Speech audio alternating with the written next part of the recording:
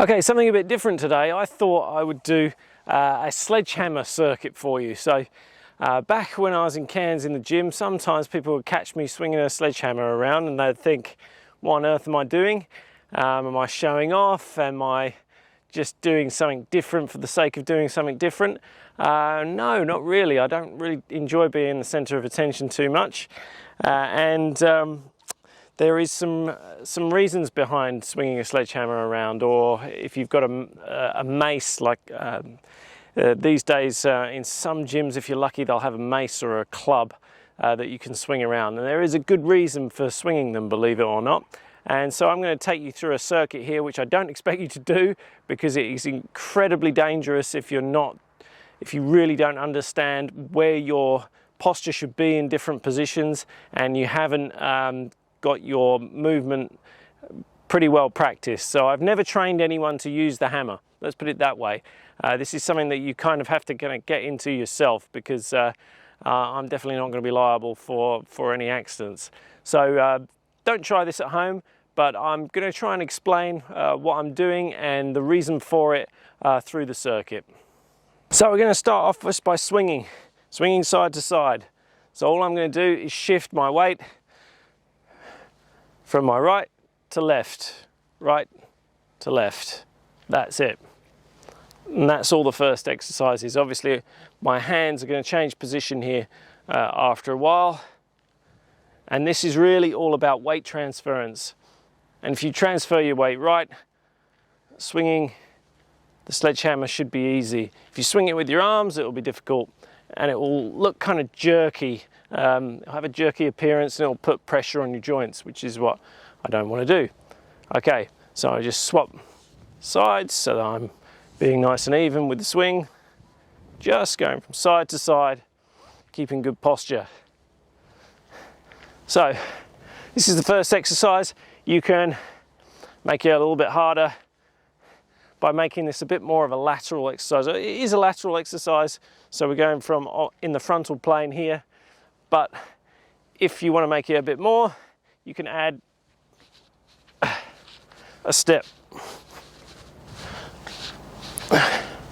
across your body. And really we're trying to create, the great thing about hammers and any instrument like this is we can create length really well, because the weight is so far away from my hands. It actually pulls on my musculature a little bit more. So we're going to go the other side again. It's just weight transference, and this time I'm going to bring my left leg across my right. You know, so I'm leaning over, using my torso and the weight transference to swing the weight. And it has the appearance of being sort of fairly effortless doing this, but it's not. I'm getting quite a good stretch here. I'll just explain in a second, a couple more. So I'm getting quite a good stretch here on my lateral lines here down the side, and that's what that first exercise is mainly about.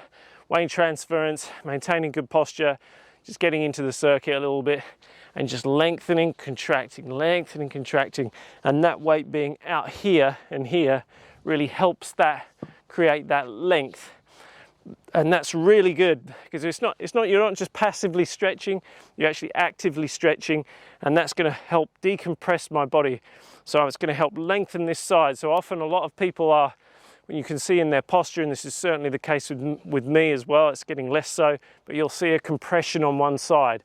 And so if you can lengthen this side under tension, then you can get rid of the compression a little bit, and that's partly why the sledgehammer is such a good tool, or a steel mace or whatever. So that's exercise one. So that would be, if we're going for this one, so it's the lateral cross step, like that. So exercise two, we're going to do a half swing, and again I'm going to show you the easier version and the more difficult version here. I've got a fairly light sledgehammer here, so I tend to use a heavier one when I'm using two hands. but I might do the odd exercise with one hand here, and obviously if I've got a heavy sledgehammer, one hand's going to be pretty difficult. But we'll show you, we're going to do like a half swing and rack on this one. So all we're going to do is, again, start swinging it across the body, best posture you can manage, and then we're just going to rack up to the side, like that. And again, this one can be done a little harder. And you just do it one hand. You have to really concentrate on this one, keeping your shoulders nice and high with your rib cage, because as soon as your shoulders drop, you get a lot of compression on those shoulders, and it's not very good for the joint or the muscles in the shoulder. But that there, again, it's all powered by the weight transference, torso rotation, and also a bit of length in the lateral lines as well. So all this is a half swing, there to there, half swing. And it's powered, again, by the torso more than anything else, and the core and a little bit in the glutes, not with your arm. That's the mistake that will eventually hurt your elbows and your shoulders if you do this exercise wrong. Okay, so a bit with the left hand. So again, two hands, you can do it with two hands if you've got a heavy sledgehammer.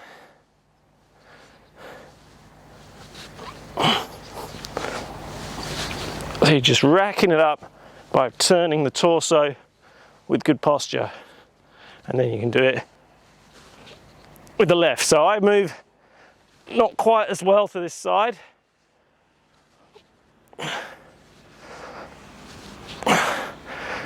But I'm getting better. So I tend to rotate a little bit better on my right side, which is not a surprise considering I played a lot of squash.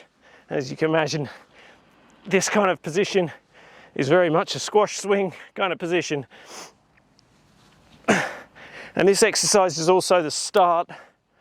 It's kind of the beginning exercise for a bigger swing. So there we are, that's quite tough with one hand. So that's the half swing and rack. That's exercise number 2. Exercise number 3, we're going for another reverse swing with both hands, and we're going to add some pivoting with the lower body here. So as you add the pivot, as we get to this stage of the swing, we're going to pivot round, because obviously we need to take the pressure off those knees and the hips. So the pivot's really important here. You can do this without the pivot too, where you're really just focusing on really strongly using the upper body, but we're going to get the legs a bit involved with this one as well. So again, start side to side, shoulders nice and high with the breath, make sure your posture is as good as it can possibly be, and then all we're going to do is go back round over the head. As you can see, there's a lot of weight transference involved. It's quite tough to be stable. There's a lot that can go wrong with this exercise.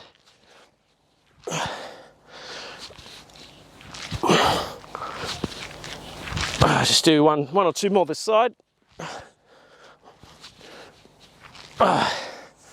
Okay, while I rest in between sides there, so what good is this doing? Whew, hard work. So when that hammer goes, you can see quite some obvious stretches here that go on. So as I'm drawing this hammer up here, you can see that I'm lengthening this anterior oblique sling at the front, and then obviously lengthening the opposing posterior oblique sling at the back. So we're causing some length there. As I bring it up here behind my head, you can see that I'm lengthening the front of my body. It's all under tension, so this isn't just kind of, you know, me stretching my tricep in isolation and sort of all like this. It's all under tension, and that creates a big stretch all the way through the front of the body. As it comes over the top of the head, you turn round, and then we're back through here. As you see, I'm slightly lengthening the back of the body now, so we're getting a good amount of length throughout the whole body with this. If I do a slightly different exercise on the other side, we can accentuate more of a length on the lateral lines here. So for this one with the pivot, we're focusing a little bit more on rotation and turning of the hips, so we're getting more length in the transverse lines here and the front and the back lines. But for this one, I'll do it on the left side this time, so with my left hand at the bottom, and we're going to use the bottom half of my body a little less here and focus more on the lateral lines. So there we go. Again.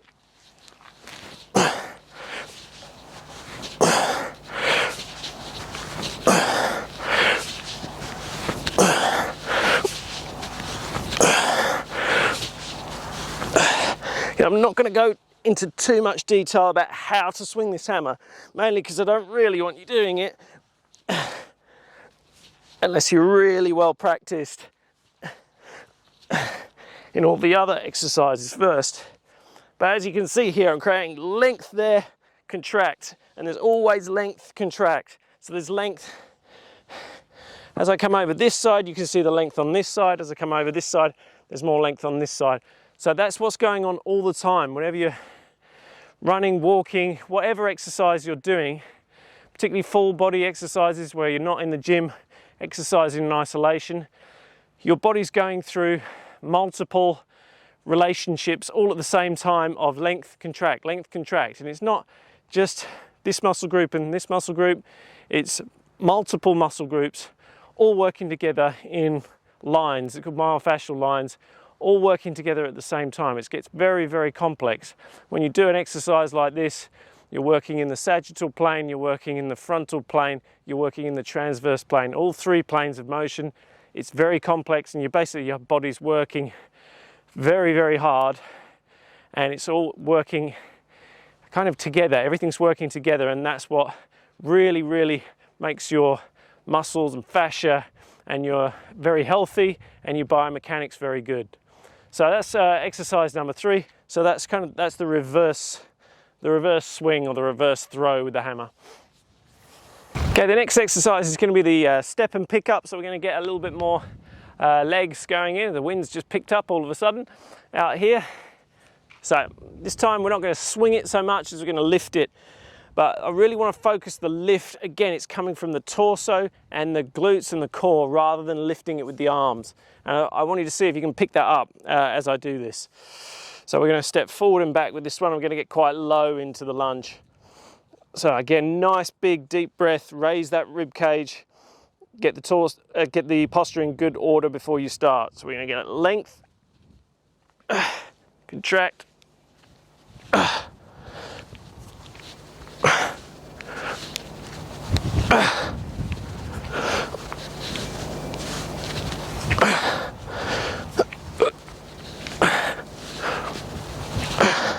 again, the weight transference is very important here. So weight's on the right leg, weight's mainly on the left leg.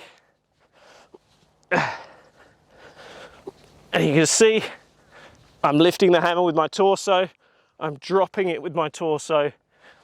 It's all an integrated movement, really practicing that weight transference. Right now I've got length, again, on this back side and on the front here. As I drop down, the length's on my back lines here, particularly through my glutes. As it comes up here, it's now at the front lines. Let's do a few on the left. It's quite a tough exercise.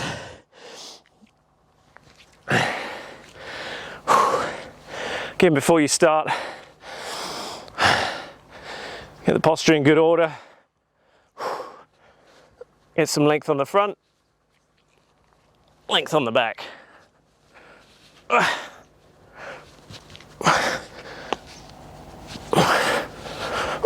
Not too much laterally going on this one, although there's a little bit. You can see I'm a little bit down on the right side, so there's a little bit of length on that left side, but it's slightly more in the sagittal plane and the transverse plane, this one.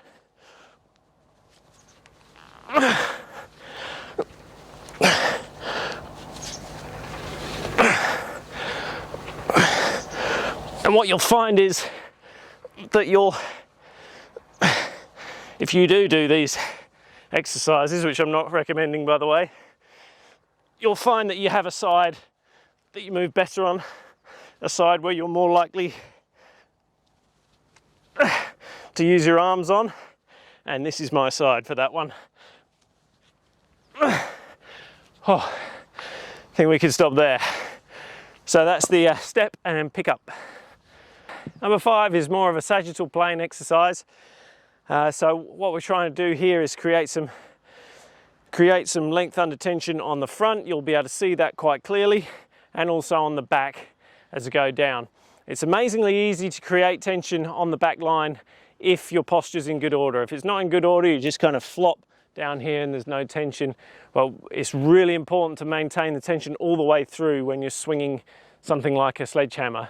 As soon as that tension goes off anywhere, all the stress goes on, mainly on the arm, elbow and shoulder joints, and maybe also on the back. You can definitely see in this exercise how it could hurt your lower back. Now, let me explain a little bit. I'll just demonstrate it first and then go for it. So again, we'll start on the left this time. So I'm going to grip it so that I'm not whacking the floor with this one.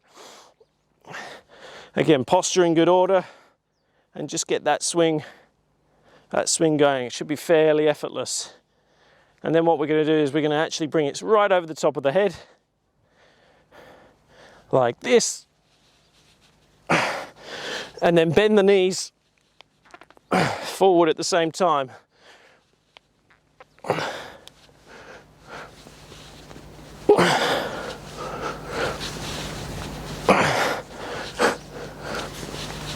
I'll just do a few more and I'll do it from a different angle and explain what's going on here.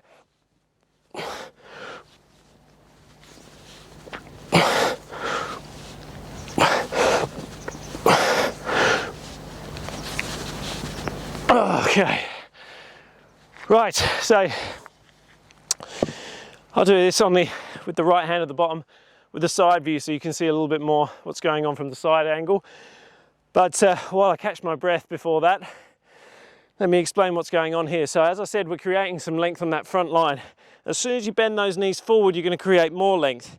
So you think, right, in this position is kind of neutral, and as soon as we lean back, bend the knees forward, particularly only if you maintain good posture. If you maintain good posture, you'll get some length along the whole of the front of your body. Now, if you don't maintain good posture and do that, all you'll do is create compression at your lower back here. And what will happen, particularly if you've got something like a sledgehammer in your hand and you put more weight behind here, all you'll do is get more compression. So this is a real backbreaker if you get it wrong. Now your lower spine will go into maybe a little bit of an anterior tilt as it gets in this position here, and maybe a little bit of a posterior tilt here. That's okay. A little bit of anterior, posterior, it can go a little bit off neutral, that's fine. But it has to be supported here. It has to be supported by that torso and core. If it's not, it can cause a lot of damage, this exercise. So just watch out for that here.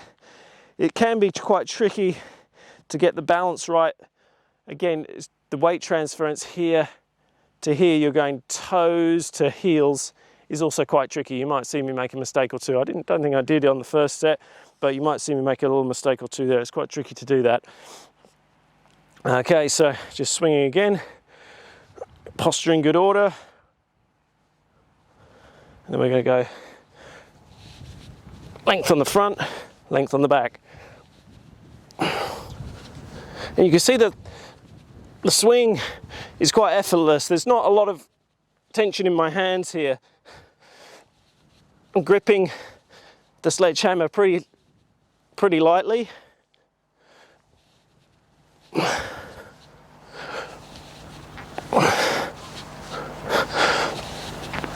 There you go, first little mistake. But importantly, I'm not making the mistake where it counts. So I'm not making the mistake of really losing my posture badly, because if I did, that's when the damage can occur. So anyway, that's the sagittal swing. Focus on legs and a bit of balance in this one, and I'm gonna grip the hammer more or less in the middle here for this one. And again, we're just gonna get swinging on one side, so one hand for this. And so we're gonna do like a little lunge down and then come up and try and reach to the sky with the hammer. So again, get the hammer moving. Again, it should feel effortless, this swing, effortless and even. And we go down, up.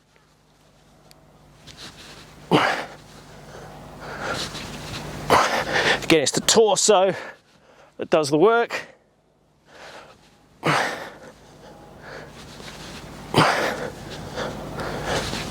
Creating the length on the back line, driving off of that. Length, contract.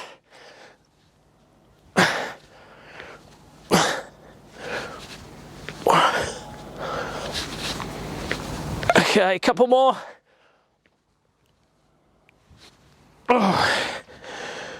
Okay, get a little explainer while I take a breather and go to the other side. So it's pretty obvious to feel the length here as you go back. Whoop, that's where you're getting it. And then you're driving off that. But what's not so obvious is when you're up in this position, we're extended as you're adjusting, as you're adjusting your pelvis to maintain the neutral spine up here, you're also getting some pull down again. So there's a contraction going up, so a length off the back line up, and then there's some, as you bring this bit down and you control the angle of your pelvis, you control the neutral spine, it brings the hammer back down again. So again, always working in opposites. So this one again is mainly sagittal. So we're going back, front. If the back's lengthened, the front's shortened, vice versa. Let's go, just do a few on the left. I'll go and do this on the side so you can have a look at the side view. Again, set the posture in good order before you start. Get a few swings going. Change my grip on that.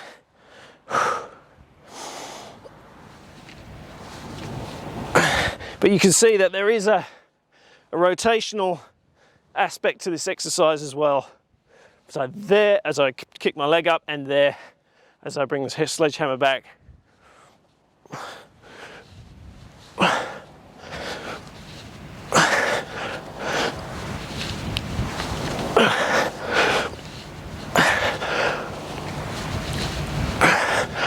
Of course, the better posture you hold, the easier it is to balance. The easier it will be to balance. So I hope I made that look fairly easy, balancing on one leg there. The better posture you hold, the easier that's going to be. The better you transfer your weight. Again, for you down here, and then you come up and you rotate a little bit, so you get a little bit of weight coming in this direction too, even though your foot's off the ground. Again, the easier it's going to be. So that's, I can't remember what I called that one. I have to get my breath back, but it's exercise number 6 anyway, which is the one-legged sky reach.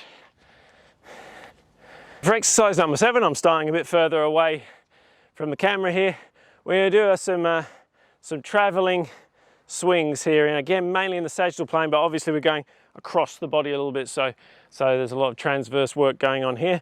I'm starting slightly off the back here, and hopefully I'll stay in the shot of the camera. So I'll start on the right side, just swinging up onto the shoulder to begin with. This time we're swinging across the body a little bit for this one.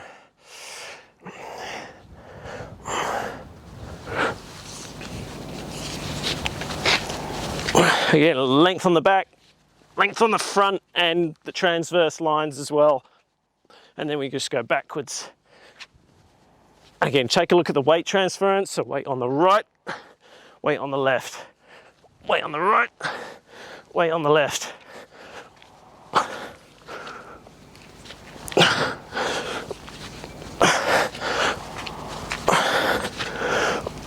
Okay, right, we'll do another set on the left.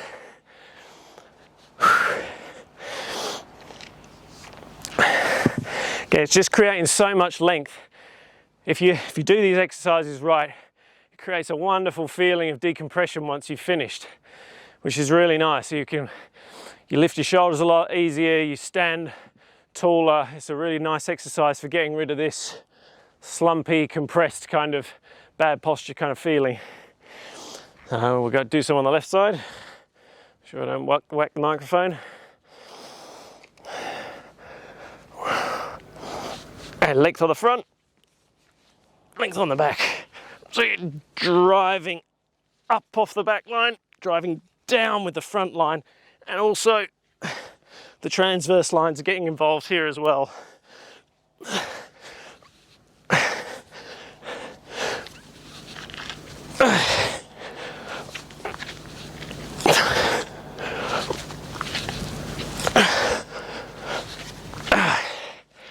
Okay, so that is the traveling swing. That's exercise number 7.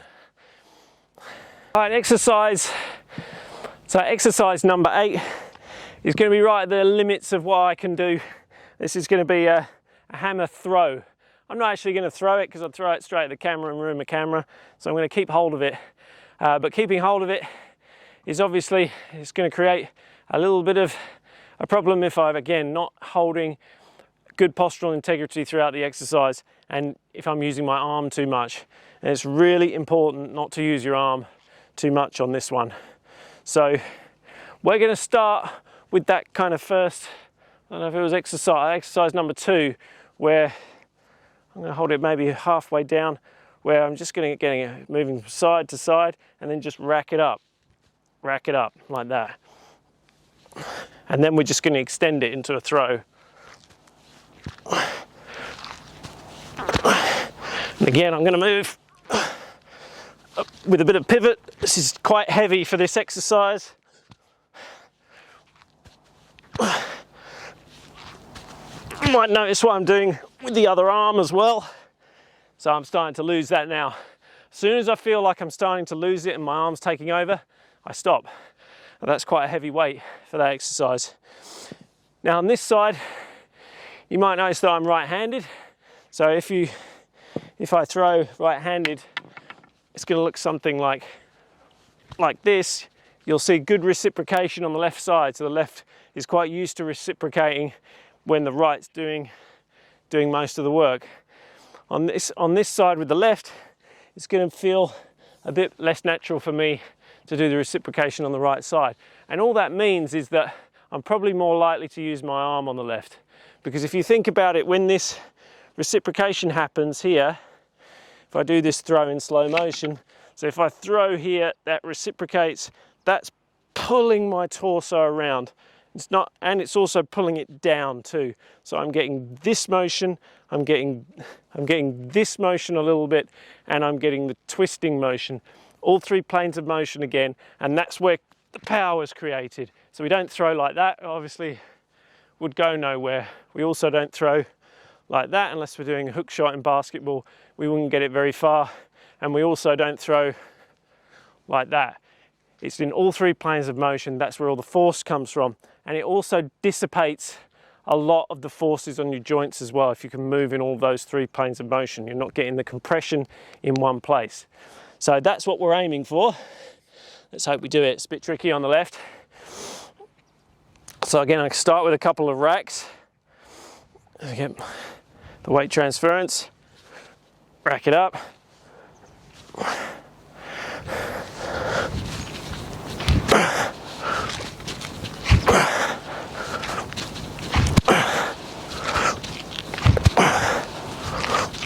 You can see the reciprocation doesn't come naturally. I'm trying to think of a few things at once.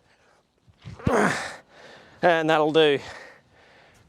That's definitely going to be the most dangerous exercise of the day because I'm just using one hand, but I don't think I did that too badly. So that's the one arm hammer throw, exercise number 8. Okay, exercise number 9, and we're going to do some combinations. So we're going to work in all 3 planes of motion into some different movements as well. So kind of like 3 exercises in one. This is really good for teaching you to maintain a good postural integrity and position throughout different kinds of movements, because you kind of get used to one movement, and then but if we throw in a few different ones at the same time, it gets you used to controlling your posture and controlling the weight transference, controlling everything that you're doing in a few different ranges of motion, and it's really effective. I found when I first started doing this thing, I got quite a really good workout. I felt it really the next day, particularly in the glutes and the core. I'm a bit more used to it now, so it doesn't make me quite so stiff. But so let's start this time with the left at the top, the right at the bottom. So I'm going to get it swinging again, just in this motion to begin with. Again, just use the first few swings just to get posture in good order, and then we're going to swing across the body, up over the head like we've done before, down and bring it across the body. So a lot going on here.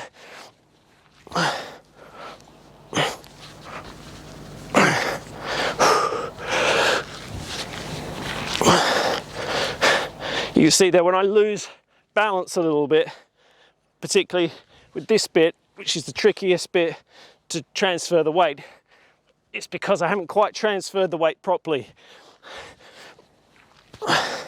Haven't quite got it over onto that right leg enough. Could have done better on that front bit there as well. That's better.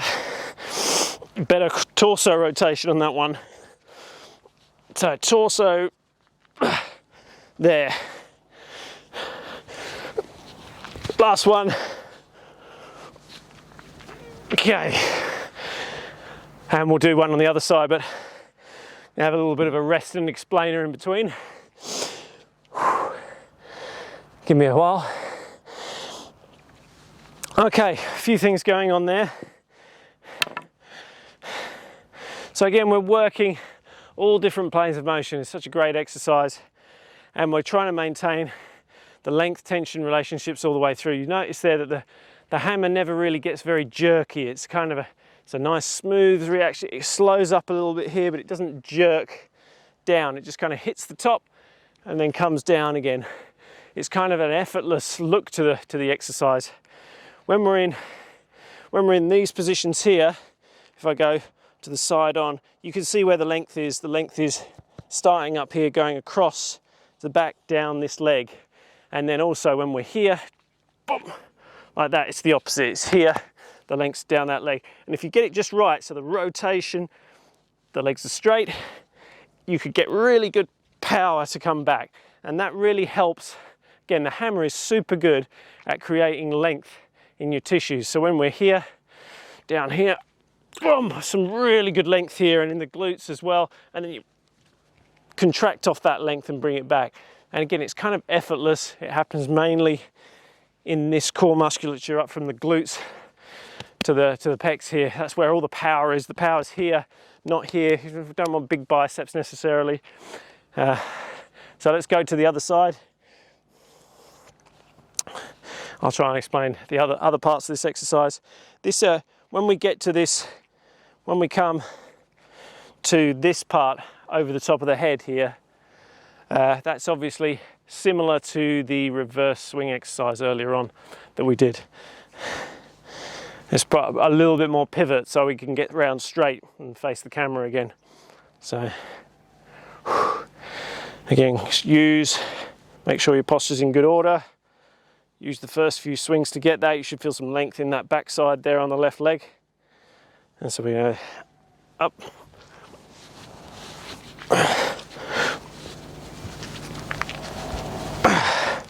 So just a huge amount of length all over the body here, just different planes of motion.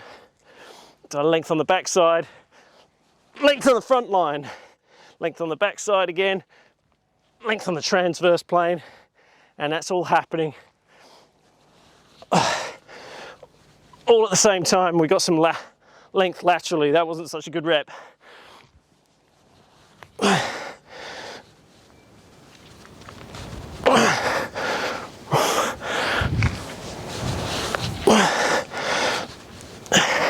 I'm actually a little bit better on the left side with this exercise. I don't know if you've noticed. The weight transference onto that left leg is a little better. I don't overbalance so much on this side.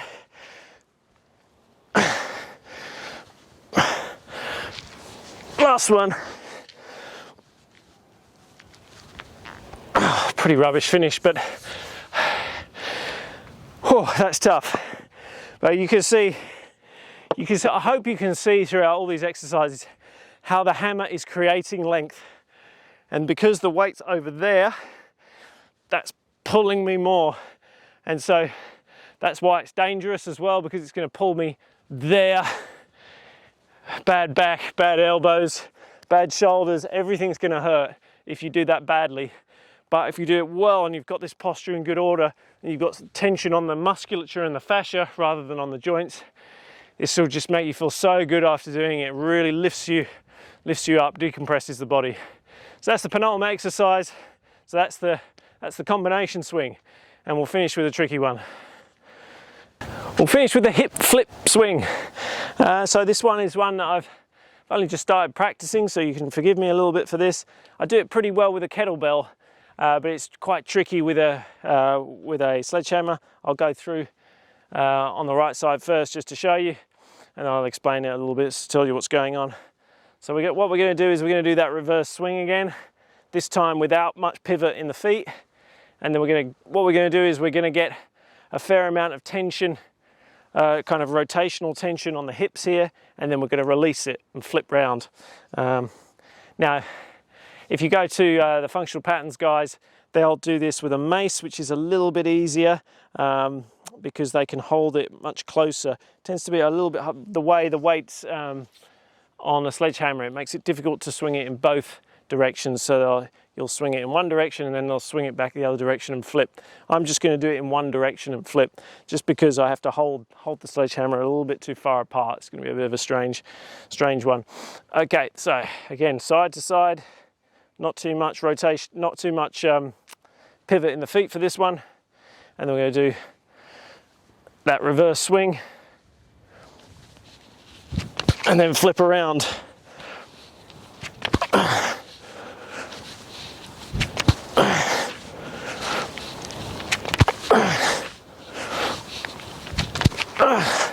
Not quite getting all the way, but that wasn't a bad effort. So while I have a go on the other side, my right will be a lot better on this side. I tend to hold a bit more tension, a little bit better in the hips on that side when I rotate that way. But what's going on here? So when you think of like a lot of sports and activities that you do, there's lots of snappy, quick movements. And you only ever get that by creating length, contract, like that. And so what we're doing here is, as you bring that over the top of your head, here, I've got quite a lot of length on this side. So across the transverse plane, and in other areas too, it's not just there, but just for simplification, I'm there, and also on the back there. So if I can hold that tension long enough, and then time it just right, I can flip my hips round very quickly and still maintain a postural integrity. This is probably the hardest exercise technically. They're all hard exercises technically here with the sledgehammer, but that's what I can do. I can create the length, hold the length. A lot of tension going on here, but I'm supporting the joints. There's no stress on the joints. It's all on the muscle and fascia. I've created the length. Now I'm going to contract off the length, and then I can flip my hips nice and fast. And that's relevant to a lot of activities you do, say in boxing, for example, where you create some length, bam, and then you flip the hips through and into the punch. Or you do it with a kick, for example. I'm pretty terrible at kicking, so I'm not going to demonstrate that one. But that's what, if you see a good Muay Thai boxer and they kick, they have this kind of flip at the end. It's a real flip around of their hips, which is where all the power comes from. So it's relevant stuff. So for this one particularly, what we're trying to create that snappy movement, and you're only ever going to get that if you can create length first. And again, good tool for doing it. Okay, last one, we'll see if we can do it on the left. It'll be a lot harder for me on the left. You'll probably notice that I won't do it so well. I think I won't do it so well. Anyway, we'll give it a go. So side to side, not too much pivot, nice high shoulders, good posture.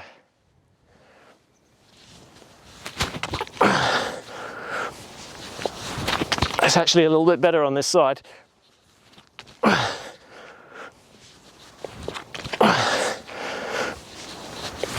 Lifted that one a little bit with my arms. That was better. Last one.